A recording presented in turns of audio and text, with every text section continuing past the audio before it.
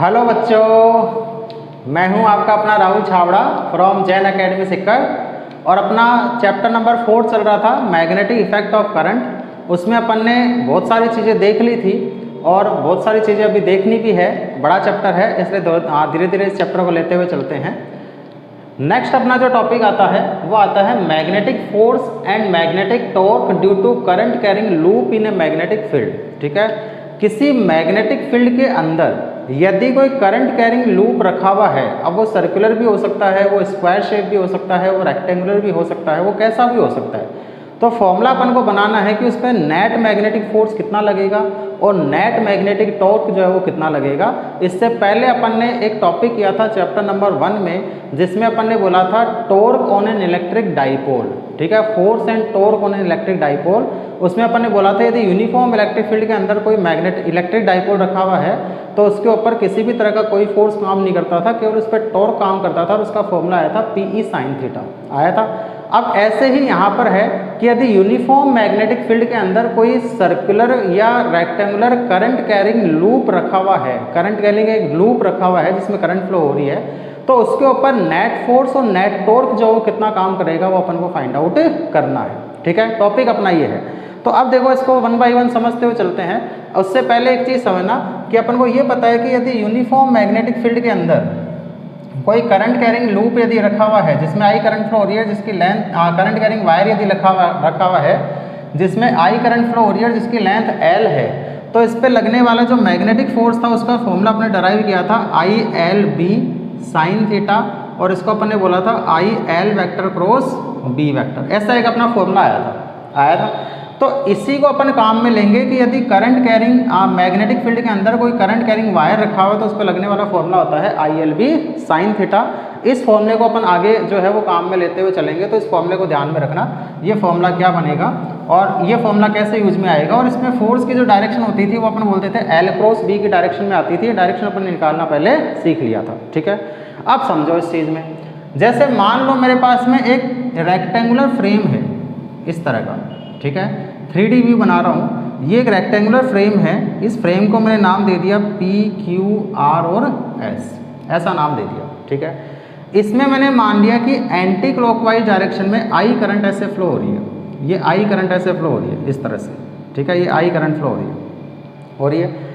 इसकी जो विड्थ है वो तो मैंने मान ली स्मॉल b है, ये वाली जो विड्थ है वो तो अपन ने मान ली स्मॉल b है, और ये वाली जो लेंथ है वो अपन ने मान ली कैपिटल L है, मान ली।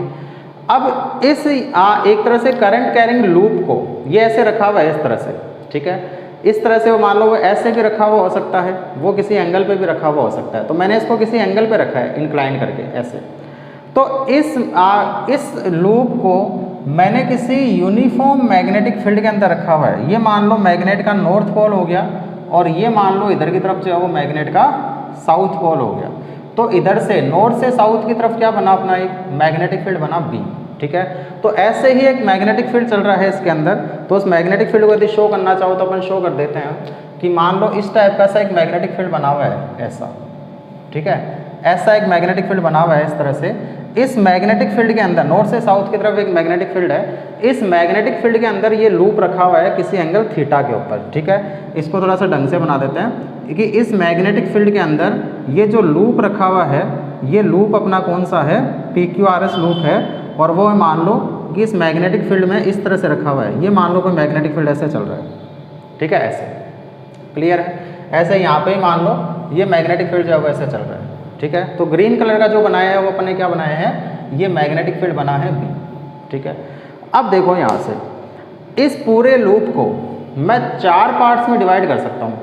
कौन कौन से, एक तो PQ वायर हो सकता है, एक QR वायर हो सकता है, एक RS वायर हो सकता है और एक SP वायर हो सकता है। ठीक है, ये 4 वायर में इसको डिवाइड कर सकता हूँ। पहले अपन PQ वायर की बात करते हैं। ठीक है, PQ वायर ने मैग्नेटिक फील्ड से जो एंगल बना रखा है वो एंगल मैंने मान लिया थीटा है। ठीक है, और लेंथ की जो डायरेक्शन होती थी वो अपन बोलते थे वो वही डायरेक्शन होती है जो करंट की डायरेक्शन होती है। इसका मतलब लेंथ के बीच में और मैग्नेटिक फील्ड के बीच में एंगल कितना बन रहा है, थीटा बन रहा है। तो इस पे लगने वाला फोर्स यदि मैं FPQ मान लूँ, ठीक है, इस पे लगने वाला फोर्स यदि अपन FPQ मान लें तो FPQ क्या हो जाएगा, I small b capital B sine theta. हो जाएगा। आई तो करंट फ्लो हो रही है, लेंथ कितनी है इसकी स्मॉल बी, मैग्नेटिक फील्ड कितना है कैपिटल बी, मैग्नेटिक फील्ड अपना कैपिटल बी है ही, और थीटा कौन सा एंगल है, लेंथ और मैग्नेटिक फील्ड के बीच में जो एंगल बन रहा है वो क्या बन रहा है, थीटा। ये एक्चुअल में ऐसे रखा हुआ है, इसको समझना इस चीज़ को कि ये अपना एक लूप था, ठीक है। मैग्नेटिक फील्ड मान लो ऐसे जा रहा है, ये इधर नॉर्थ पोल है इधर साउथ पोल है, तो नॉर्थ से साउथ की तरफ मैग्नेटिक फील्ड जा रहा है और ये ऐसे रखा हुआ है इस तरह से, ऐसे रख दिया अपन ने इसको। तो मैग्नेटिक फील्ड के बीच में इसमें करंट फ्लो हो रही है ऐसे, ठीक है, ऐसे इसमें करंट फ्लो हो रही है। तो मैग्नेटिक फील्ड के बीच में ये तो मैग्नेटिक फील्ड हो गया अपना ब्लू कलर का, और ये अपना लेंथ की डायरेक्शन हो गई। तो मैग्नेटिक फील्ड के बीच में और लेंथ के बीच में जो एंगल बन रहा है वो कितना बन रहा है, थीटा बन रहा है इस तरह से, ठीक है। ये ऐसे रखा हुआ है, देखो इसको इस तरह से, तो मैंने इसको इस तरह से थीटा एंगल बना रखा है ऐसे, ठीक है। तो थीटा एंगल पर जब ये रखा हुआ है तो इस पर लगने वाला फोर्स हो जाएगा I small b capital B sine theta. अब इसकी डायरेक्शन देखो किधर आएगी, डायरेक्शन किधर होती थी, बी क्रॉस बी की डायरेक्शन में, ऐसा होता है। एल क्रॉस बी बोलते हैं तो एल तो इसमें अपन ने क्या माना है, स्मॉल बी, ठीक है। तो एल क्रॉस बी, तो एल तो इधर की तरफ है और बी इधर की तरफ है, ठीक है। तो अब ये समझो कि ये तो अपना मैग्नेटिक फील्ड हो गया और ये अपनी लेंथ हो गई ऐसे, ठीक है, ऐसे समझो इस चीज़ को। ये तो मैग्नेटिक फील्ड हो गया इधर की तरफ, ठीक है, स्ट्रेट, और ये अपना क्या हो गया, लेंथ की डायरेक्शन हो गई इधर की तरफ, हो गई। तो मैं क्या करूँगा, फर्स्ट वेक्टर की तरफ फिंगर्स को फैलाऊंगा और सेकंड की तरफ फोल्ड करूँगा, तो इधर तो है ही नहीं, सेकंड वेक्टर तो इधर है, तो मुझे ऐसे फिंगर्स को फैलाना पड़ेगा। तो एल की तरफ फिंगर्स को फैलाया, क्रॉस बी कर दिया, तो बी की तरफ फोल्ड कर दिया, तो डायरेक्शन किधर आ रही है, फोर्स की नीचे की तरफ। यानी कि जो एफ पी क्यू है, उस एफ पी क्यू की एक्चुअल में जो डायरेक्शन यदि अपन बनाएंगे तो एफ पी क्यू की डायरेक्शन ये वाली आएगी, ये एफ पी क्यू आ गया, ठीक है। और इसकी वैल्यू क्या हो गई, I small b capital B sine theta. ऐसे ही यदि मैं आर एस की बात करूँ, ठीक है, तो आर एस में भी यदि मैं देखूंगा तो मैग्नेटिक फील्ड और लेंथ के बीच में जो एंगल बन रहा है वो कितना बन रहा है, ये वाला बन रहा है थीटा, बन रहा है थीटा, ठीक है। ये वाला एंगल बन रहा है लेंथ के बीच में और मैग्नेटिक फील्ड के बीच में। एक्चुअल में देखा जाए तो ये एंगल ये वाला बनेगा, एक्चुअल में देखा जाए तो एंगल ये वाला बनेगा, और ये कितना होगा, 180 माइनस थीटा होगा, क्योंकि ये वाला एंगल क्या होगा, थीटा, भी ये थीटा है तो ये भी थीटा होगा, तो ये कितना बचेगा, 180 माइनस थीटा बचेगा, बच जाएगा। अब यदि मैं इस आर एस पे फोर्स की बात करूं तो आर एस पे भी फोर्स कितना बनना है, आर एस पे यदि अपन फोर्स की बात करेंगे तो एफ आर एस यदि मैं लिखना चाहूँ, एफ आर एस, तो वो कितना हो जाएगा, देखो I small b capital B sine 180 minus theta हो जाएगा। स्मॉल बी के बीच में और कैपिटल बी के बीच में एंगल कितना बन रहा है, यानी लेंथ और मैग्नेटिक फील्ड के बीच में ये एंगल कितना बन रहा है, 180 माइनस थीटा, और साइन 180 माइनस थीटा क्या होता है, साइन थीटा ही हो जाता है। तो एफ आर एस जो बनेगा वो बन जाएगा I small b capital B sine theta, और ये किसके इक्वल है, एफ पी क्यू के। अब इसकी डायरेक्शन देखते हैं, एफ आर एस की डायरेक्शन किधर होगी। करंट तो ऐसे जा रही है, यानी लेंथ ऐसे है और मैग्नेटिक फील्ड ऐसे है। अब इसको समझो, ठीक है, इसको समझना ऐसे है, ये तो मैग्नेटिक फील्ड हो गया ऐसे, और ये अपनी करंट इसमें ऐसे जा रही है इस तरह से।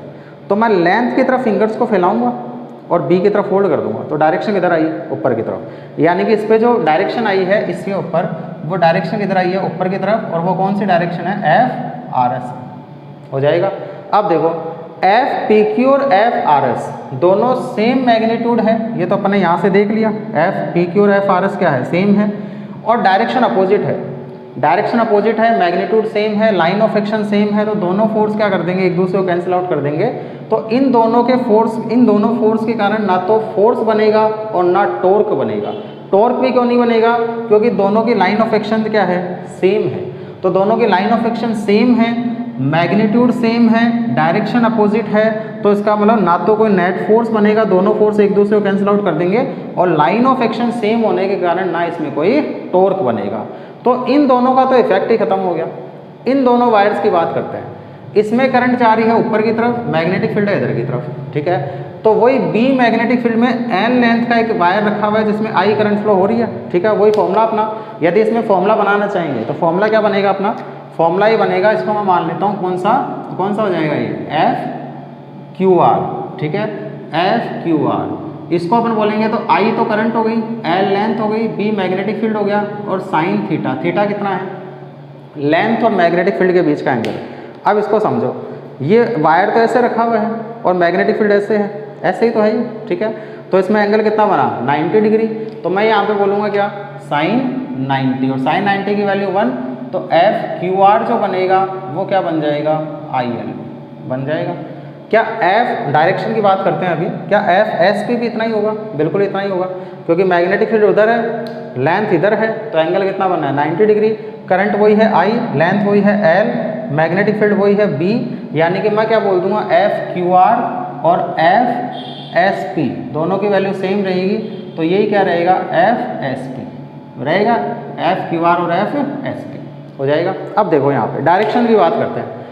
करंट इसमें ऊपर की तरफ जा रही है, ठीक है, करंट तो जा रही है इसमें ऐसे, अब समझो करंट तो इसमें जा रही है ऐसे, मैग्नेटिक फील्ड है इसमें ऐसे, ठीक है, तो मैं करंट की तरफ फिंगर्स को फैलाऊंगा, यानी लेंथ की तरफ फिंगर्स को फैलाऊंगा और मैग्नेटिक फील्ड की तरफ फोल्ड कर दूंगा, तो फोर्स की डायरेक्शन किधर आ रही है परपेंडिकुलर इनवर्ड, यानी कि इस पर यदि मैं फोर्स बनाऊंगा तो फोर्स कैसा बनेगा इसमें परपेंडिकुलर इनवर्ड बनेगा, कौन सा एफ क्यू आर बनेगा, और इसके बीच में ये एंगल कितना बन रहा है, ये 90 डिग्री का एंगल बन रहा है परपेंडिकुलर इनसाइड डायरेक्शन में।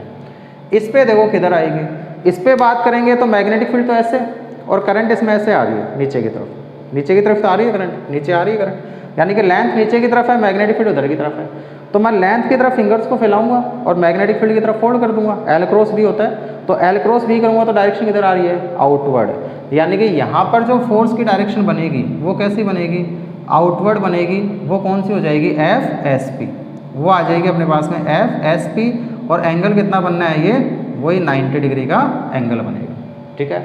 अब देखो यहाँ से इस चीज़ को समझो, ये दोनों फोर्स भी क्या सेम मैग्नीट्यूड के हैं, बिल्कुल सेम मैग्नीट्यूड के हैं, क्या डायरेक्शन अपोजिट है, बिल्कुल डायरेक्शन अपोजिट है, ये बाहर की तरफ है ये अंदर की तरफ है, तो सेम मैग्नीट्यूड डायरेक्शन अपोजिट, तो ये दोनों फोर्स भी एक दूसरे को कैंसिल आउट कर देंगे, और नेट फोर्स जो होगा वो इन दोनों का भी क्या हो जाएगा जीरो हो जाएगा, इन दोनों का भी क्या हो गया था जीरो हो गया था, यानी कि इस कॉइल के ऊपर नेट फोर्स जो बनेगा, यदि मैं इस कॉइल के ऊपर नेट फोर्स की बात करूं तो नेट फोर्स जो आएगा वो कितना आएगा जीरो आएगा। सेम ऐसा ही डाइपोल के केस में भी होता था, यदि यूनिफॉर्म इलेक्ट्रिक फील्ड में कोई डाइपोल रखा जाता था तो उस पर लगने वाला नेट फोर्स जो आया था वो कितना आया था जीरो आया था, और यहाँ पर भी यूनिफॉर्म मैग्नेटिक फील्ड में यदि कोई करंट कैरिंग लूप रखा हुआ है तो उस पर लगने वाला नेट फोर्स भी कितना आया है जीरो ही आया है, ठीक है। लेकिन अब एक चीज़ समझो, इसकी लाइन ऑफ एक्शन अंदर की तरफ, इसकी लाइन ऑफ एक्शन बाहर की तरफ, ठीक है, लेकिन दोनों की लाइन ऑफ एक्शन क्या कोइंसाइड कर रही है, ये तो ऐसे जा रहे हैं, ऐसे है, ठीक है, ये ऐसे है, तो ये तो इस कोइल ये एक्चुअल में 3D में बनाएंगे तो ये ऐसे ही जा रहे हैं, तो ये एक्चुअल में इसको रोटेट करना शुरू कर देंगे। अब इसको समझो ये ऐसे था, ये अपनी कोइल थी ऐसे रखी हुई थी, एक फोर्स तो ऊपर की तरफ था, एक फोर्स नीचे की तरफ था, तो ये दोनों तो लाइन ऑफ एक्शन भी दोनों की सेम ही थी, जब दोनों की सेम ही थी तो दोनों ने एक दूसरे को कैंसिल आउट कर दिया था, फोर्स ने भी और टॉर्क ने भी।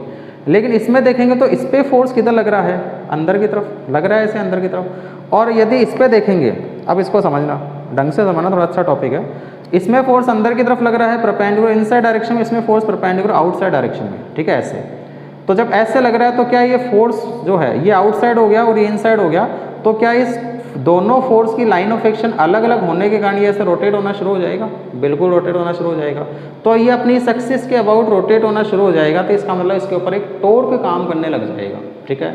और टॉर्क जो होगा वो क्या होगा, टॉर्क होगा force into perpendicular distance between the line of action of forces, ये अपन जानते हैं। तो आप टॉर्क जो करेंगे कि टॉर्क अपने पास में ये आएगा टो इक्वल्स टू फोर्स कौन सा, चाहे तो क्यू आर ले लो चाहे एस पी ले लो, एक ही बात है, फोर्स इनटू परपेंडिकुलर डिस्टेंस।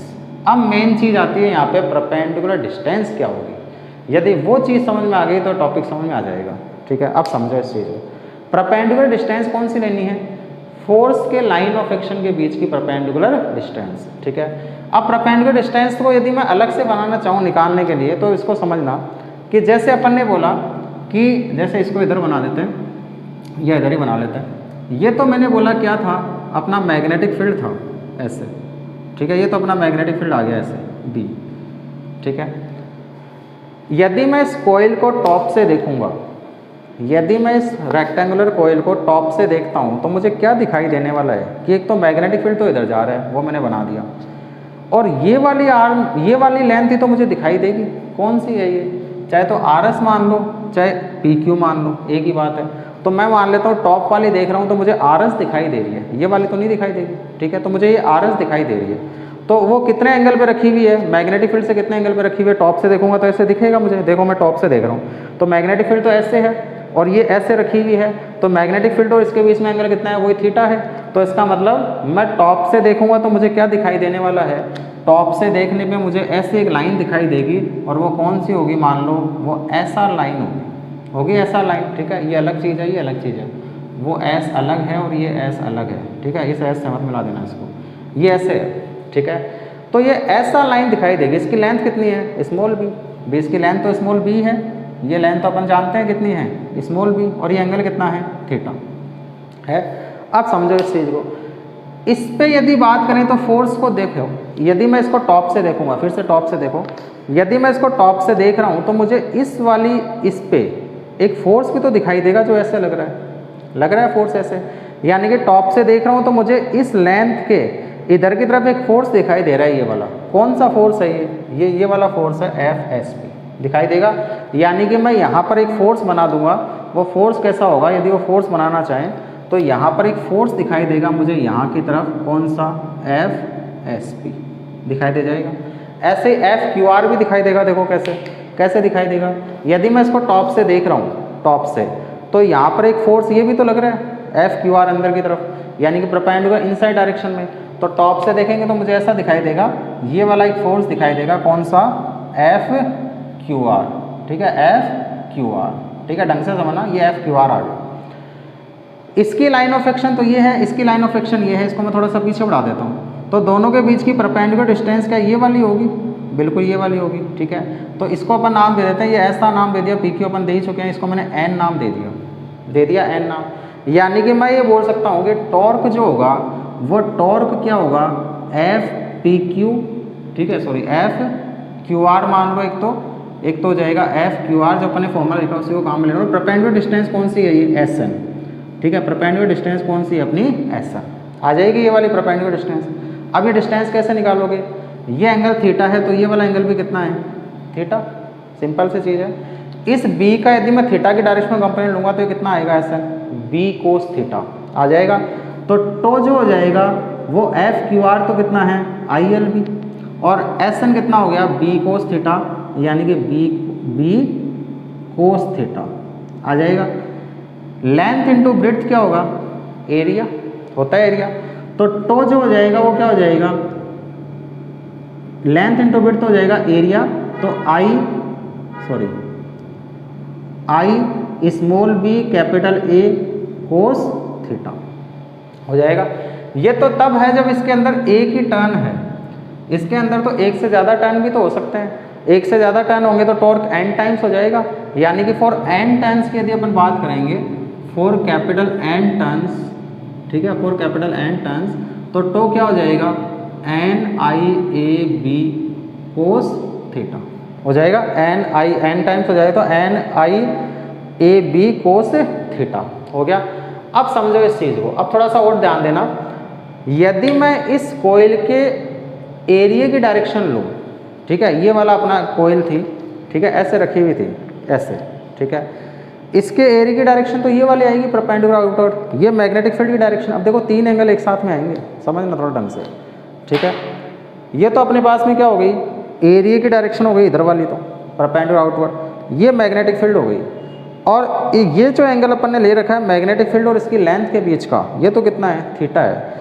अब मैंने मान लिया कि मैग्नेटिक फील्ड के बीच में और इस एरिया के बीच का जो एंगल है वो एल्फा है, और मैं टॉप से देखूंगा तो मुझे ये वाला एरिया ऐसे दिखाई देगा।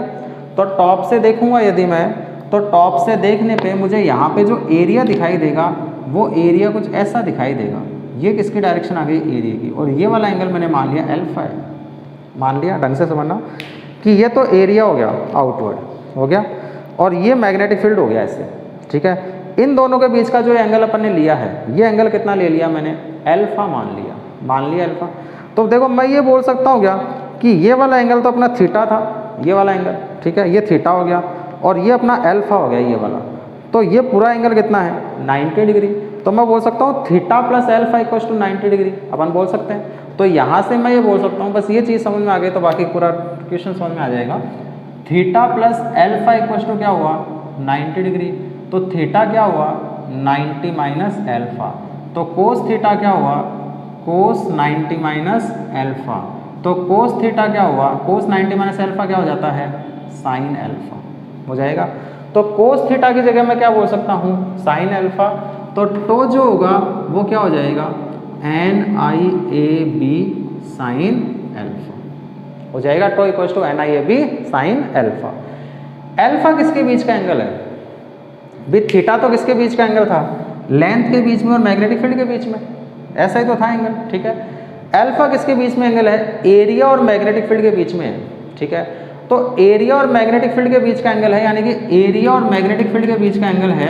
तो क्या मैं इसको ऐसे भी बोल सकता हूँ कि tau equals to NI A vector cross B vector, बोल सकते हैं क्या भी, A vector cross B vector किया है, क्रॉस हटाएंगे तो साइन आएगा और दोनों के बीच का एंगल कितना है, अल्फा। तो मैं बोल सकता हूँ tau equals to NI A vector cross B vector, ठीक है। ये अपने पास में फॉर्मूला निकल के आ गया। एक मिनट, घर से फोन आ रहा है। हेलो, तो फोन आ गया था हमारी मैसेज का, अब देखते हैं। तो टो का अपने पास में फॉर्मूला आ गया NI A vector cross B vector, और एक फॉर्मूला अपने पास में आ गया tau equals to NIAB sine alpha. और अल्फा का ध्यान रखना है, अल्फा किसके बीच में एंगल है, अल्फा इस कोयल के एरिया के बीच में और मैग्नेटिक फील्ड के बीच का एंगल है। एरिया और मैग्नेटिक फील्ड के बीच का एंगल क्या है अपना, अल्फा है। क्लियर। अब समझो एक चीज़ हो, अब अपन एक फॉर्मूला काम में लेंगे, वो एक्चुअल में तो अपने नेक्स्ट चैप्टर में आएगा। वो क्या फॉर्मूला है मैं बना देता हूँ यहाँ पे। एक होता है मैग्नेटिक डाइपोल मोमेंट, कहाँ लिखूँ उसको, यहीं लिख देता हूँ। एक होता है मैग्नेटिक डाइपोल मोमेंट, जैसे इलेक्ट्रिक डाइपोल मोमेंट होता है वैसे मैग्नेटिक डाइपोल मोमेंट होता है, और इसको M से डिनोट करते हैं और इसका फॉर्मूला बनता है NIA। मैग्नेटिक डाइपोल मोमेंट होता है NIA, ठीक है। तो यहाँ से NIA की जगह मैं क्या बोल सकता हूँ, capital M, magnetic dipole moment. तो यहाँ से टो जो आ जाएगा वो क्या आ जाएगा, MB साइन अल्फा। इस फॉर्मूले से देखा अपन ने MB साइन अल्फा। तो मैं इसको ऐसे भी लिख सकता हूँ, tau vector equals to M vector cross B vector. Most important फॉर्मूले हैं दोनों के दोनों ही, एक तो MB साइन अल्फा और एक अपने पास में आया है M vector cross B vector. ये तो वेक्टर फॉर्म हो गई और ये अपना फॉर्मूला हो गया MB साइन अल्फा। देखो यहाँ से इसका मतलब क्या हो गया, मैंने यदि यहाँ पे से बोला इसका मतलब मैग्नेटिक डाइपोल मोमेंट की डायरेक्शन किधर होगी, जिधर एरिया की डायरेक्शन होगी। तो एरिया जिधर होगा उधर ही मैग्नेटिक डाइपोल मोमेंट रहेगा, ठीक है। अब समझो, तो जिधर एरिया है उधर ही मैग्नेटिक डाइपोल मोमेंट है, तो एरिया की जगह में मैग्नेटिक डाइपोल मोमेंट लगा दूंगा भी। एरिया वेक्टर की जगह में M वेक्टर भी बोल सकता हूँ, कोई फर्क नहीं पड़ेगा। और NIA वेक्टर पूरा ही कितना है, M के इक्वल है, तो NIA पूरा M के इक्वल है, तो ऊपर बोल देंगे M vector cross B vector. तो टो का फॉर्मूला अपने पास में आ जाएगा M vector cross B vector. Clear. तो ये अपने पास में टॉर्क का फॉर्मूला आ गया।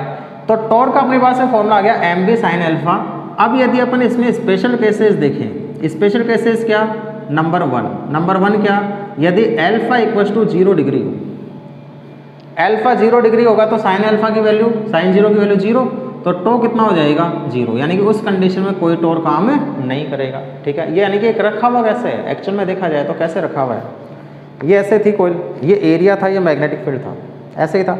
अब मैग्नेटिक फील्ड तो इधर ही है, एरिया भी घूम के ऐसे हो जाएगा, यानी कि कोयल ऐसे हो जाएगा, यानी कि मैग्नेटिक फील्ड के कोयल कैसे हो गई, परपेंडिकुलर हो गई।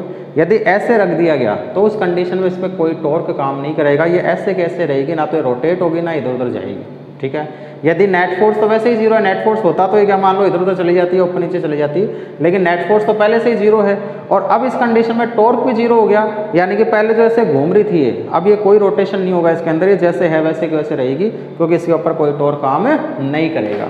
अब नंबर सेकंड देखते हैं। नंबर सेकंड क्या है, यदि अल्फा इक्वल्स टू 90 डिग्री हो जाए, तो देखो यहाँ से साइन अल्फा की वैल्यू, साइन 90 की वैल्यू 1, तो टो जो आएगा उस टो की वैल्यू क्या आ जाएगी, MB आ जाएगी, और ये क्या होगा इसका मैक्सिमम टॉर्क निकल के आएगा, और मैक्सिमम टॉर्क का फॉर्मूला आ जाएगा MB। इसका मतलब क्या, कैसे रखी हुई है ये 90 का मतलब क्या होगा, ये तो एरिया हो गया ऐसे, और ये मैग्नेटिक फील्ड हो गया ऐसे, ठीक है। यानी कि कोयल कैसे हो गई, मैग्नेटिक फील्ड के पैरेलल हो गई, कोयल का प्लेन कैसे हो गया, मैग्नेटिक फील्ड के पैरेलल हो गया, और एरिया मैग्नेटिक फील्ड से कैसा एंगल बना रहा है, 90 डिग्री का एंगल बना रहा है। तो उस कंडीशन में टो का फॉर्मूला क्या हो जाएगा, MB, यानी कि इसका मैक्सिमम टॉर्क अपने पास में निकल के आएगा, टो मैक्सिमम कितना हो जाएगा, MB।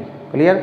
तो ये अपने पास में फॉर्मूला निकल के आता है कब, जब मैग्नेटिक फोर्स काम करता है और टॉर्क काम करता है, जब करंट को कैरिंग कोई कोयल जो होती है वो यदि मैग्नेटिक फील्ड में रखी हुई है तो उस पर लगने वाला टॉर्क का फॉर्मूला। अब इसमें एक चीज़ समझो, यदि कोई कोयल जो है वो यूनिफॉर्म मैग्नेटिक फील्ड में रखी हुई है तो फोर्स तो कितना आया है, 0। फोर्स तो 0 आया, अपने देख लिया फोर्स तो 0 ही है, ये वाला 0 हो जाएगा, ये वाला कैंसिल आउट हो जाएगा तो 0 हो गया। लेकिन टॉर्क जो है वो क्या हो सकता है, 0 हो भी सकता है और 0 नहीं भी हो सकता। दोनों ही कंडीशन, यहाँ 0 हो रहा है यहाँ नहीं हो रहा, यानी कि वो किस पर डिपेंड कर रहा है, वो पोजीशन पर डिपेंड कर रहा है कि वो कैसे रखी हुई है। इसका मतलब इस कंडीशन में टॉर्क 0 हो भी सकता है और टॉर्क 0 नहीं भी हो सकता, दोनों ही पॉसिबिलिटी है, ठीक है। लेकिन यदि नॉन यूनिफॉर्म मैग्नेटिक फील्ड में रखा हुआ है, नॉन यूनिफॉर्म मैग्नेटिक फील्ड में यदि रखा हुआ है तो उस कंडीशन में क्या होगा, समझो। यदि नॉन यूनिफॉर्म में रखा हुआ है तो यहाँ मैग्नेटिक फील्ड कुछ अलग होगा, यहाँ कुछ अलग होगा, यहाँ कुछ अलग होगा, यहाँ कुछ अलग होगा, अलग अलग रहेंगे। ना तो ये इसको कैंसिल आउट कर पाएगा, ना ये इसको कैंसिल आउट कर पाएगा, यानी कि नेट फोर्स काम करेगा ही करेगा। यानी कि इस केस में नेट फोर्स जो है वो तो कभी भी 0 नहीं होगा, लेकिन नेट टॉर्क तो वही है, 0 हो भी सकता और 0 नहीं भी हो सकता। तो दोनों ही केस में टॉर्क तो 0 हो भी सकता है और नहीं भी हो सकता, लेकिन नेट फोर्स यूनिफॉर्म में हमेशा 0 होगा, नॉन यूनिफॉर्म में हमेशा नॉन 0 रहेगा, ठीक है। तो ये क्वेश्चन बहुत बार आ चुके हैं, ये अपने डाइपोल वाले केस में भी देखे थे। यूनिफॉर्म के अंदर नेट फोर्स हमेशा 0 होता है, नेट टॉर्क 0 हो भी सकता है, नहीं भी हो सकता, वो पोजीशन पर डिपेंड करता है। ऐसे नॉन यूनिफॉर्म के अंदर भी नेट फोर्स हमेशा कभी भी 0 नहीं होता, नेट टॉर्क 0 हो भी सकता है और 0 नहीं भी हो सकता है। क्लियर है यहाँ तक? इसमें किसी के डाउट है किसी चीज़ को लेके? बस एक चीज़ इसमें, बस ये एंगल्स वाली जो चीज़ें ली है ना अपन ने, यही ध्यान रखने वाली चीज़ें हैं, बाकी और कोई चीज़ नहीं है। कि इस कोयल ने जो मैग्नेटिक फील्ड से, कोयल ऐसे रखी हुई है तो और ये मैग्नेटिक फील्ड ऐसे है, तो कोयल ने जो मैग्नेटिक फील्ड से ये वाला एंगल बना रखा है, ठीक है, फिर से देखना, कोयल ने जो मैग्नेटिक फील्ड से ये वाला एंगल बना रखा है ये तो कितना है, थीटा है। और एरिया ने मैग्नेटिक फील्ड से जो एंगल बना रखा है, ठीक है, इसका एरिया कैसे होगा, ऐसे, और मैग्नेटिक फील्ड के बीच में जो एंगल बन रहा है वो कितना है, अल्फा, ठीक है। तो यहाँ से ये थीटा, ये वाला थीटा प्लस ये वाला अल्फा मिलकर कितने हो जाएंगे, 90 डिग्री। तो वही अपन ने लिया है, theta plus alpha equals to 90 degree, ठीक है। और मैग्नेटिक डाइपोल मोमेंट जो होता है वो अपन नेक्स्ट चैप्टर में पूरा डिटेल में देखेंगे। मैग्नेटिक डाइपोल मोमेंट की डायरेक्शन ठीक वही होती है जो एरिया की डायरेक्शन रहती है। क्लियर है यहाँ तक? तो ये अपना एक टॉपिक यहाँ पे कंप्लीट हो जाता है। बड़ा ही अच्छा सच्चा प्यारा टॉपिक है और इसके ऊपर न्यूमेरिकल्स भी बनते हैं इस फॉर्मूले के ऊपर, और डेरिवेशन तो अपने आप में मोस्ट इंपॉर्टेंट है बोर्ड लेवल के केस में, ठीक है। बोर्ड लेवल में बहुत बार ये डेरिवेशन पूछी गई है। अब इसमें एक चीज़ समझो, मैंने बोला था कि इसके एरिया के ऊपर डिपेंड नहीं करता, मैंने मतलब इसकी शेप के ऊपर डिपेंड नहीं करता। ये सर्कुलर भी हो सकती है, रेक्टेंगुलर भी हो सकती है, स्क्वायर भी हो सकती है। तो अपन क्या बोलेंगे, फॉर्मूला क्या था, NIAB sin alpha, n number of turns, चाहे रेक्टेंगुलर हो, चाहे सर्कुलर हो, चाहे स्क्वायर हो, कोई फर्क नहीं पड़ेगा। आई इसमें करंट फ्लो हो रही है, चाहे रेक्टेंगुलर हो, चाहे स्क्वायर हो, चाहे सर्कुलर हो, कोई फर्क नहीं पड़ेगा। ए है एरिया, रेक्टेंगुलर होगा तो अपन रेक्टेंगल का एरिया लिख देंगे लेंथ इंटू ब्रेड्थ। यदि सर्कुलर लूप होगा तो मैं सर्किल का एरिया लिख दूंगा पाई आर स्क्वायर। यदि स्क्वायर लूप होगा तो मैं स्क्वायर का एरिया लिख दूंगा साइड स्क्वायर। यानी कि जिस शेप का एरिया होगा उसका एरिया यहाँ पे आ जाएगा, जैसी शेप रखी हुई है वैसा ही एरिया यहाँ पे आ जाएगा। अब एक चीज़ और समझो कि मैंने एक तो स्क्वायर शेप रखी है और एक तो मान लो सर्कुलर शेप रखी हुई है और रेक्टेंगुलर शेप रखी हुई है, लेकिन दोनों का एरिया सेम है। तो जब दोनों का एरिया ही सेम हो जाएगा तो टॉर्क तो सेम ही लगेगा, फिर चाहे वो स्क्वायर में हो चाहे वो सर्किल में हो, कोई फर्क नहीं पड़ेगा। इसका मतलब क्या हो गया, इसका मतलब ये जो यहाँ पे टॉर्क लग रहा है वो टॉर्क एरिया पे तो डिपेंड कर रहा है लेकिन शेप के ऊपर डिपेंड नहीं कर रहा कि वो शेप कैसी रखी हुई है। समझ में आ रही चीज़? चाहे सर्कुलर शेप हो चाहे रेक्टेंगुलर शेप हो, यदि दोनों का एरिया सेम है तो दोनों पे टॉर्क सेम लगेगा, क्योंकि NIB सब तो सेम ही है, केवल ए चेंज हो सकता है एरिया। और यदि अपने दो अलग अलग शेप की आप मान लो कॉइल ली है और दोनों का एरिया यदि सेम है तो उस कंडीशन में टॉर्क दोनों पे सेम लगेगा। इसका मतलब लगने वाला जो टॉर्क है वो कभी भी शेप के ऊपर डिपेंड नहीं करता है। क्लियर है यहाँ तक? तो ये अपने पास में एक टॉपिक अपना यहाँ पे कंप्लीट हो गया है। अब नेक्स्ट देखते हैं इसके अंदर। नेक्स्ट देखो एक टॉपिक इसके अंदर छोटा सा टॉपिक है, उसको डिस्कस करते हैं। उसमें कोई खास चीज़ नहीं है कि यदि मान लो अपन ने बोल दिया कि कोई कोयल यहाँ पे रखी हुई है सर्कुलर कोयल, तो सर्कुलर कोयल क्या एज ए मैग्नेट बिहेव करती है या नहीं करती है, वो चीज़ अपन को देखनी है। ठीक है, तो उस चीज़ को और देख लेते हैं उसमें क्या होता है। उसको एक तरह से प्रूव करके देखना है। उसमें अपन एक फॉर्मूला काम में लेंगे, वो जो अपने नेक्स्ट चैप्टर में आएगा, ठीक है, उस फॉर्मूले से ही ये प्रूव होता है। तो उस चीज़ को यहाँ पे प्रूव करके देख लेते हैं कि एक्चुअल में वो होता है या नहीं होता है, ठीक है। अरे नोट्स बना रहे हो अच्छे से या नहीं बना रहे हो भाई? नोट्स बना लेना भाई, वापस रिवाइज करोगे तो पूरा 1 घंटे का वीडियो देखो, इससे बढ़िया है 10 मिनट नोट्स देख लो, ठीक है। तो अभी नोट्स बनाने में हो सकता है तुम्हें टाइम लग जाए, लेकिन रिवाइज करने में टाइम वही तुम्हारा सेव करेगा, ठीक है। इसलिए नोट्स बना लेना, बिना नोट्स के कुछ नहीं होगा, ठीक है। अब समझो इस चीज़ को। अब अपन को ये देखना है बिहेव ऑफ या behaviour of circular coil as a magnet. अपने ये तो एक चीज़ देखी थी कि यदि सर्कुलर कोयल होती है, करंट कैरिंग सर्कुलर कोयल ऐसे होती है, तो इसमें मैग्नेटिक फील्ड कैसे आएगा? ऐसे। तो मैग्नेटिक फील्ड ऐसे आएगा तो इधर की तरफ तो जिधर एरो बनता है उधर की तरफ तो कौन सा एंड होता है? नॉर्थ पोल।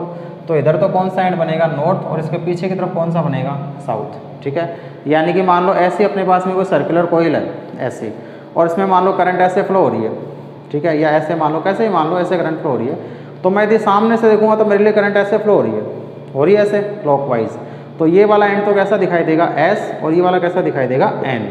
अब अपन को ये देखना है कि नॉर्थ साउथ बना तो दिए, वो नॉर्थ साउथ तो तब बनते हैं जब ये मैग्नेट होती है। तो क्या ये मैग्नेट है? उस चीज़ को अपन को प्रूव करना है। समझ में आ गया क्वेश्चन?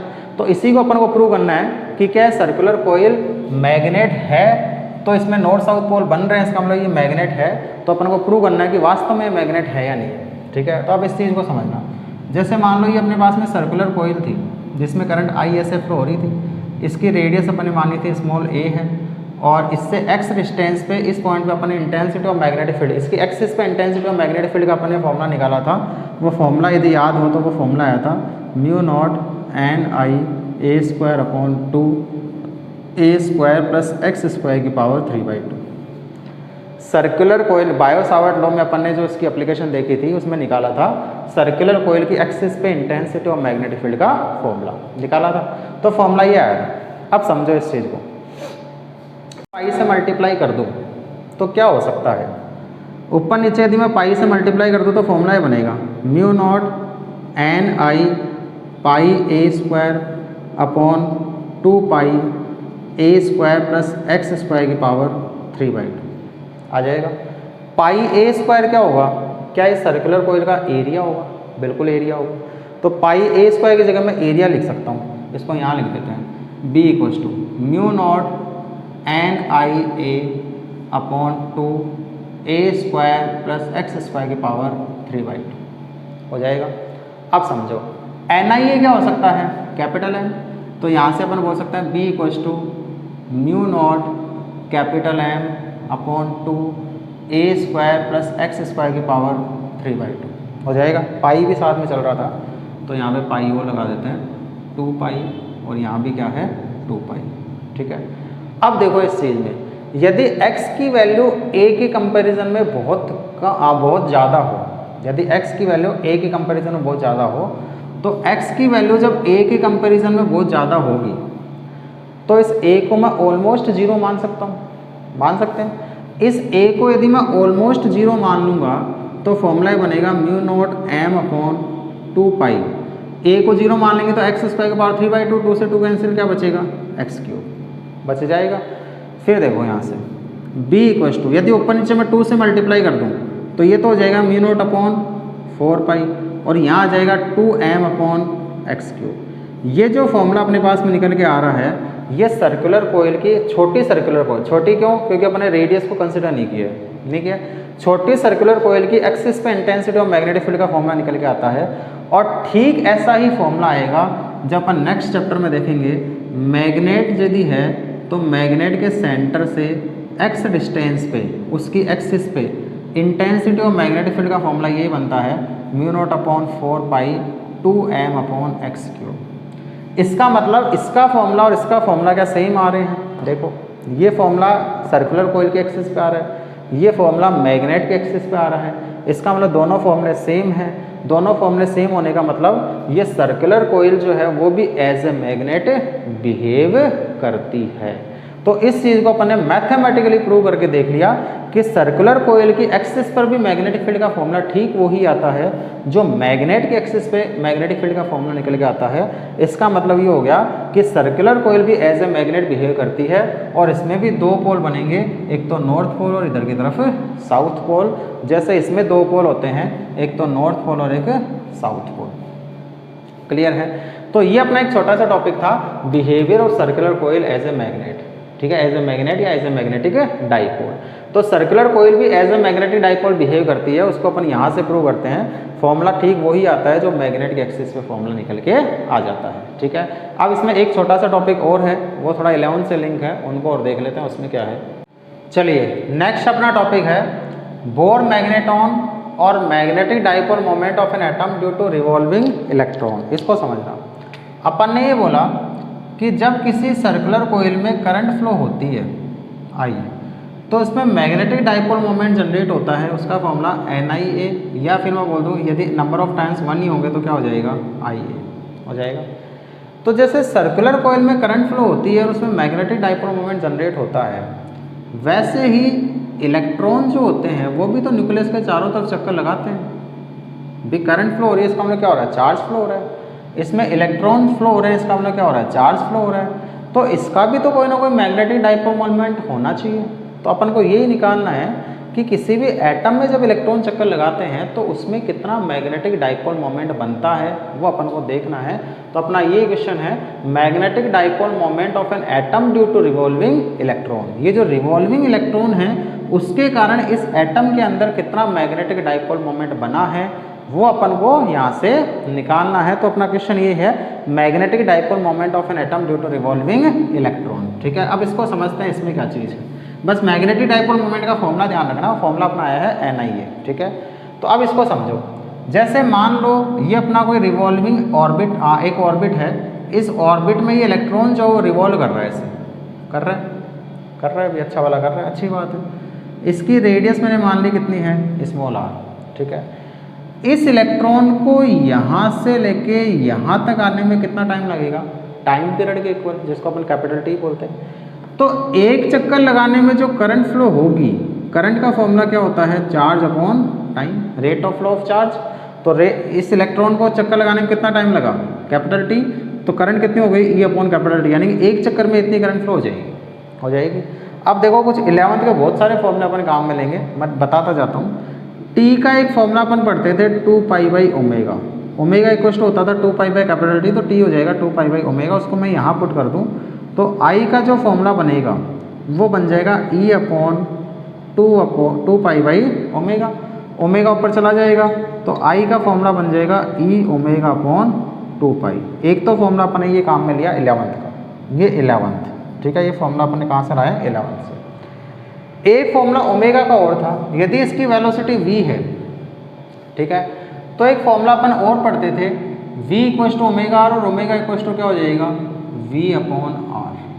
पढ़ते थे क्या, v इक्वल टू ओमेगा और omega equal to v upon r. Linear velocity और एंगुलर वेलोसिटी के बीच में एक रिलेशन पढ़ते थे, v equal to omega r या ओमेगा इक्वल टू v/r। यदि इसको मैं यहाँ पुट कर दूँ तो I का जो फॉर्मूला बनेगा वो बन जाएगा E, ओमेगा की जगह क्या बोलेंगे, v अपॉन आर, तो EV अपॉन, और नीचे क्या हो जाएगा 2π, तो ये हो जाएगा EV अपॉन 2πr हो जाएगा I का फॉर्मूला।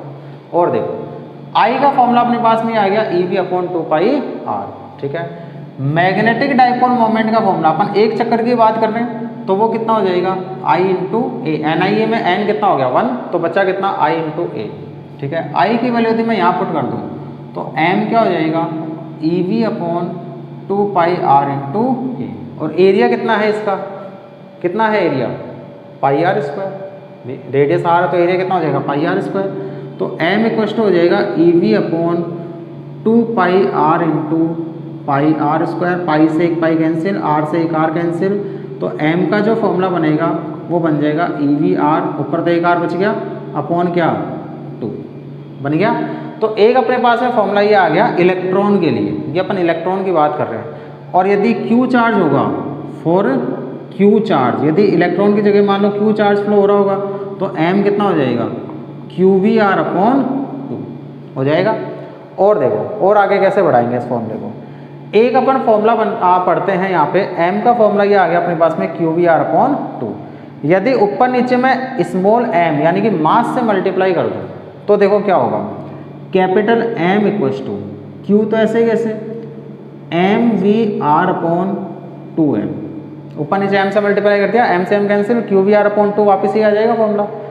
MVR क्या होता है यदि याद हो तो, अब 11th के फॉर्मूले हैं, फिर से 11th का फॉर्मूला आएगा। अपन बोलते हैं एंगुलर मोमेंटम जो होता है वो होता है MVR, लीनियर मोमेंटम तो होता है मास इनटू वेलोसिटी, और एंगुलर मोमेंटम होता है MVR। तो MVR की जगह मैं कैपिटल L पुट कर सकता हूँ, तो यहाँ से m जो निकल के आएगा वो आ जाएगा Q/2m into L, Q/2m into MVR की जगह क्या बोल देंगे L। तो ये अपने पास में एक फॉर्मूला आता है मैग्नेटिक डाइपोल मोमेंट का, यदि Q चार्ज फ्लो हो रहा है तो, ठीक है, और यदि इलेक्ट्रॉन फ्लो हो रहा है फॉर इलेक्ट्रॉन्स, तब अपन क्या बोलेंगे, m इक्वल्स टू क्या हो जाएगा E/2m mass of electron into L हो जाएगा। और वेक्टर फॉर्म में यदि मैं बोलूँगा इसको, तो वेक्टर फॉर्म में देखो कैसे बोलेंगे, m vector equals to E charge कैसा होता है नेगेटिव, तो ये हो जाएगा E/2me और माइनस का L वेक्टर हो जाएगा। इसका मतलब क्या हो गया, इसका मतलब ये हो गया कि नेगेटिव चार्ज के लिए जिधर मैग्नेटिक डाइपोल मोमेंट की डायरेक्शन होती है उसके अपोजिट एंगुलर मोमेंटम की डायरेक्शन होती है नेगेटिव चार्ज के लिए, क्योंकि यहाँ पे Q क्या लिया है अपन ने, माइनस में लिया है, इलेक्ट्रॉन लिया है, नेगेटिव चार्ज लिया है, तो नेगेटिव मैंने यहाँ लगा दिया वेक्टर फॉर्म के लिए। तो नेगेटिव चार्ज के लिए जिधर मैग्नेटिक डाइपोल मोमेंट की डायरेक्शन होगी उसके अपोजिट एंगुलर डाइपोल मोमेंट की या एंगुलर मोमेंटम की डायरेक्शन निकल के आएगी, ठीक है। तो ये तो तब है फॉर नेगेटिव चार्ज, इसको यूँ बोलते हैं अपन फॉर नेगेटिव चार्ज। और फॉर पॉजिटिव चार्ज यदि मैं बोलूँ, फॉर पॉजिटिव चार्ज, तो पॉजिटिव चार्ज के लिए क्या आएगा, m वेक्टर इक्वल्स टू क्या हो जाएगा Q/2m इंटू L वेक्टर, यानी कि पॉजिटिव चार्ज के लिए m और L कैसे हैं, दोनों सेम डायरेक्शन में है। तो मैं यहाँ पे ये लिख सकता हूँ for negative charge, for negative charge direction of m is opposite to the direction of L, ठीक है। और फॉर पॉजिटिव चार्ज, इसके लिए यदि अपन बात करेंगे तो फॉर पॉजिटिव चार्ज के लिए क्या हो जाएगा, direction of m is in the direction of L, ठीक है। तो पॉजिटिव चार्ज के लिए m और L दोनों सेम डायरेक्शन में रहेंगे, और नेगेटिव चार्ज के लिए m और L जो दोनों है वो अपोजिट डायरेक्शन में रहेंगे। ये अपने पास में फॉर्मूला आ गया, ठीक है। अब अपन मैग्नीट्यूड फॉर्म की बात करते हैं, तो इलेक्ट्रॉन की बात करेंगे फॉर इलेक्ट्रॉन, तो m इक्वल्स टू फॉर्मूला क्या बना, E/2m इंटू L, ये फॉर्मूला है मैग्नीट्यूड फॉर्म। एक फॉर्मूला और आता है 11th से, वो अपन 12th में भी आगे पढ़ेंगे। एंगुलर मोमेंटम होता है NH/2π, बोर मॉडल में आया था ये फॉर्मूला। बोर के पोस्टुलेट होते हैं कि एंगुलर मोमेंटम जो होता है वो h/2π का इंटीग्रल मल्टीपल होता है, केमिस्ट्री में पढ़ा होगा 11th में। 12th में अपन फिजिक्स में पढ़ेंगे, जब अपन एटम वाला चैप्टर पढ़ेंगे उस एटम वाले चैप्टर में आएगा angular momentum is the integral multiple of h/2π according to Bohr second postulate, ठीक है। इस L की वैल्यू को यदि मैं यहाँ पुट कर दूँ तो m का जो फॉर्मूला बनेगा वो बनेगा E/2me और NH/2π, ऐसा ही बन जाएगा। अब देखो कॉन्स्टेंट्स को एक तरफ निकाल लो, कॉन्स्टेंट क्या क्या है, m equals to E constant, n number of orbit, n क्या होता है नंबर ऑफ ऑर्बिट की इलेक्ट्रॉन कौन सी ऑर्बिट में रिवॉल्व कर रहा है, तो वो तो वेरिएबल है। h Planck constant, mass of electron constant, 2 constant pi constant, तो मैं बोल दूंगा E/ या EH/2 इंटू 2 तो क्या हो गया 4 पाई me और साथ में क्या आ जाएगा n, ठीक है। ये अपने पास में फॉर्मूला निकल के आ गया। अब देखो जो वैल्यूज अपन को पता है वो पुट करो, E equals to 1.6 into 10⁻⁻19, H Planck constant कितनी होती है 6.6 इंटू 10⁻34 जूल पर सेकेंड, अरे होती है जूल सेकेंड होती है जूल पर सेकेंड होती है, तो कंफ्यूज होने की जरूरत नहीं है, हो सकता है जूल सेकेंड होती है, मैं भी कंफ्यूज हो गया। ई इक्वल टू क्या होता है एच न्यू, तो एच क्या होता है ई अपॉन न्यू फ्रीक्वेंसी, फ्रीक्वेंसी की यूनिट क्या होती है पर सेकंड, यानी कि सेकंड ऊपर आएगा जूल इंटू सेकेंड, तो फॉर्मूला क्या बनेगा 6.6 × 10⁻34 सेकंड। ठीक है, ये अपने पास में किसकी यूनिट आ गई ई एच की। ऐसे मास ऑफ इलेक्ट्रॉन क्या होता है 9.1 × 10⁻31 किलोग्राम। ठीक है, ई की वैल्यू आ गई, एच की वैल्यू आ गई, 4 पाई की वैल्यू आ गई, एम ई की वैल्यू आ गई। इस पूरे को अपन क्या बोलते हैं म्यू बी स्मॉल एन। अब ये म्यू बी क्या चीज़ है, म्यू बी जो होता है इसको ही बोला जाता है, जो अपने टॉपिक लिखा है बोर मैग्नेटोन, बोल देंगे बोर मैग्नेटोन। और इसकी वैल्यू क्या आई, इसकी वैल्यू जब यहाँ से फॉर्मूला क्या निकल के आया, इसका फॉर्मूला आया है ई एच अपॉन 4 पाई एम ई आ जाएगा। जब ये सारी वैल्यूज पुट करके इसमें निकाली जाती है ई एच अपॉन 4 पाई एम ई में, तो म्यू बी की जो वैल्यू आती है वो आती है 9.2 × 10⁻24 एम्पियर मीटर स्क्वायर। ये बोर मैग्नेटोन की वैल्यू निकल के आती है। बहुत बार क्वेश्चन में सीधी सीधी वैल्यूज पूछी गई है नीट के अंदर कि बोर मैग्नेटोन की एक्चुअल में वैल्यू क्या होती है, वो होती है 9.2 × 10⁻24 और यूनिट क्या आई है ampere metre square. Unit ampere metre square क्यों आई है, क्योंकि एन तो नंबर है और म्यू बी की वैल्यू वही होगी जो एम की वैल्यू होगी। और एम का फॉर्मूला क्या था अपने पास में, एम का फॉर्मूला क्या आया था एन आई, एन तो नंबर ऑफ टाइम्स, इसकी यूनिट नहीं है, आई की यूनिट एम्पियर और एरिया की यूनिट मीटर स्क्वायर, तो एम्पियर मीटर स्क्वायर एम की यूनिट आई है और एम की यूनिट यदि एम्पियर मीटर स्क्वायर आई है तो म्यू बी की यूनिट भी क्या आएगी एम्पियर मीटर स्क्वायर, इसलिए मैंने यहाँ पे क्या लिख दिया एम्पियर मीटर स्क्वायर। तो यदि कोई इलेक्ट्रॉन जो है, यदि कोई इलेक्ट्रॉन nth ऑर्बिट में रिवॉल्व करता है तो उसमें कितना मैग्नेटिक डाइपोल मोमेंट होगा म्यू बी इंटू एन, और म्यू बी की वैल्यू ये है। और यदि अपन वैल्यू पुट करके फॉर्मूला लिखना चाहें तो वैल्यू पुट करके अपने पास में फॉर्मूला क्या निकल के आएगा वो चीज़ समझना। वैल्यू पुट करके अपने पास में बोर मैग्नेटिक डाइपोल मोमेंट का फॉर्मूला क्या आएगा 9.2 × 10⁻24 इंटू एन, क्या एम्पियर इंटू मीटर स्क्वायर। ये अपना फॉर्मूला निकल के आ गया। मान लो कोई इलेक्ट्रॉन क्वेश्चन में आ गया इफ ऑर्बिट, ठीक है, if electron is revolving in third orbit then what will be the magnetic dipole moment produced by the electron. तो कितना प्रोड्यूस कर देगा, इसको एन की जगह क्या पुट कर देंगे 3 पुट कर देंगे, इतना मैग्नेटिक डाइपोल मोमेंट इससे प्रोड्यूस निकल के आ जाएगा। ठीक है, तो ये अपने पास में क्वेश्चन एक अच्छा टॉपिक निकल के आता है जिसमें 11th के फॉर्मूले अपने काम में लिया। 11th का कौन कौन सा फॉर्मूला काम में लिया, एक तो टी का फॉर्मूला काम में लिया 2 पाई बाई ओमेगा, एक ओमेगा का फॉर्मूला काम में लिया v बाई आर। ठीक है, डेरिवेशन कोई खास चीज़ नहीं है इसके अंदर। और कौन सा फॉर्मूला काम में लिया है, और देखो फॉर्मूला अपन ने एक और काम में लिया है यहाँ पे, एक एंगुलर मोमेंटम का फॉर्मूला काम में लिया है L = mvr, और एक और फॉर्मूला काम में लिया अपन ने L = nh/2π। ठीक है, बाकी मेन अपना ये फॉर्मूला है, डेरिवेशन तो कोई खास चीज़ नहीं है, पूछी भी नहीं गई है कभी। बाकी मेन अपना फॉर्मूला ये है m = μb इंटू n, जहाँ पे म्यू बी को बोलते हैं बोर मैग्नेटोन और उसकी वैल्यू होती है 9.2 × 10⁻24 और इसकी यूनिट आती है एम्पियर मीटर स्क्वायर। कई बार नीट में यूनिट भी पूछी गई है, तो यूनिट भी पूछी जाती है और वैल्यू भी पूछी जाती है। तो ये वैल्यू भी याद रखनी है, उसकी यूनिट भी याद रखनी है और ये फॉर्मूला भी याद रखना है। ये फॉर्मूला ये है, क्योंकि डायरेक्टली एन की वैल्यू पुट कर दोगे यहाँ पे, ये वैल्यू पुट करके तो सीधा सीधा यहाँ से एम की वैल्यू अपन फाइंड आउट कर सकते हैं। क्लियर, तो ये अपना टॉपिक जो था इस चैप्टर का वो कंप्लीट हो गया। अब इस चैप्टर में केवल एक टॉपिक बच रहा है, बड़ा टॉपिक है, सच्चा है, अच्छा है, प्यारा है, अच्छा टॉपिक है, जिसको बोलते हैं गैल्वेनोमीटर। ठीक है, करंट इलेक्ट्रिसिटी से लिंक है गैल्वेनोमीटर पूरा। कई बार उसको करंट इलेक्ट्रिसिटी में पढ़ा दिया जाता है, कई बार यहाँ भी पढ़ाया जाता है, क्योंकि यहाँ वाली चीज़ें उसमें काम में आती है। बड़ा टॉपिक है, ठीक है, टाइम लगने वाला टॉपिक है, हो सकता है 1 क्लास में पूरा नहीं हो, 2 क्लास में पूरी हो जाए। तो हार्डली अब ये चैप्टर जो है वो 2 क्लास मैक्सिमम, ठीक है, फिर उसके बाद में न्यूमेरिकल्स मान लो 2-3 क्लासों के अंदर, तो बाकी मैक्सिमम से मैक्सिमम 4 से 5 क्लासों के अंदर अपना ये जो चैप्टर है वो कंप्लीट हो जाएगा। इस चैप्टर को वाइंड अप कर देंगे, बाकी अपना काम सारा कंप्लीट है। तो अब अपना काम, तुम्हारा काम क्या है, मेरा काम यहाँ पे इस चैप्टर का कंप्लीट सा हो गया है। तुम्हारा काम क्या है, केवल और केवल पढ़ना और नोट्स बनाना, और कोई काम नहीं है। तो पढ़ो अच्छे से, नोट्स बनाओ, कोई डाउट है तो मुझसे पूछो, चाहे किसी भी तरह का डाउट हो तो डाउट मुझसे पूछ सकते हो। तो किसी भी डाउट को अपने मन में नहीं रखना है, मुझसे पूछ लेना, क्लियर कर लेना। ठीक है, और पढ़ते रहना अच्छे से। ठीक है, और चैनल को शेयर करते रहना, शेयर अच्छे से करते रहो ताकि मैक्सिमम से मैक्सिमम स्टूडेंट्स अपने से कनेक्ट होते रहे, अपनी फैमिली बढ़ती रहे और अपन ज़्यादा एनर्जी के साथ में लगे रहे। ठीक है, तो तब तक पढ़ते रहो अच्छे से, कल फिर मिलेंगे वही शाम को 7 बजे, ठीक है। आपसे अपना वीडियो का टाइम चेंज हो गया है, शाम को 7 बजे कल से फिर मिलेंगे एक नए वीडियो के साथ में। तब तक के लिए मज़े करते रहो, वेरी ऑल द बेस्ट।